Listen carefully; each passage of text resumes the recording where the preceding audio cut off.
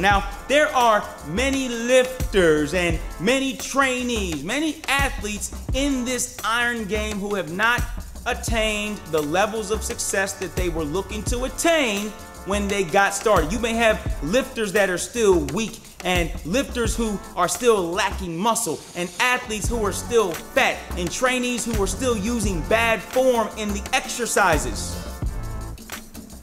There's one reason why you're not successful, and that reason is that you keep blaming everybody else for your lack of success.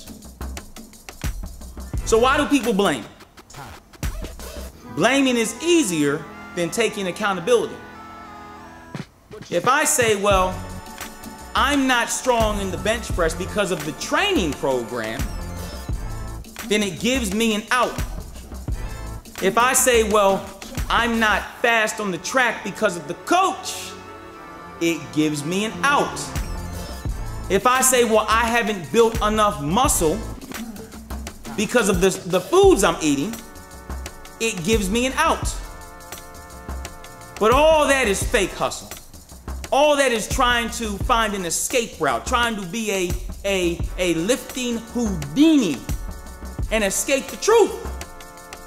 Because the truth is that you got to look at the man or the woman in the mirror and take accountability. It's not the training program as to why your bench press hasn't gone up. Did you ever think about those 3 months of workouts that you missed?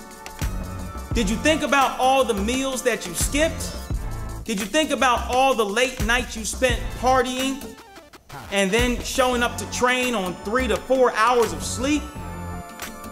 You never factored that in. But the first thing you want to do when you're not at your goal, when you benched 135 on day 1 and then you benched 135 on day 90, you want to blame the training program. Well, the program doesn't work, so I'm going to just hop to a new one. You are the definition of a fitness nomad. I know many of them throughout my career in the iron game. I've seen them. They pop from gym to gym. They pop from trainer to trainer, diet to diet, program to program. And guess what happens at the end of 5, 10, 15 years? They look the exact same or worse than when they started because they never committed to anything seriously. It's not the food's fault that you're still fat. What about when you keep overeating that food? You want to blame the salmon. Oh, I had salmon one day and I had rice one day and it didn't work. But the rest of your meals that day, you was at the Golden Arches. You was at the Dunkin'. You was getting it in with junk food. You didn't factor that in.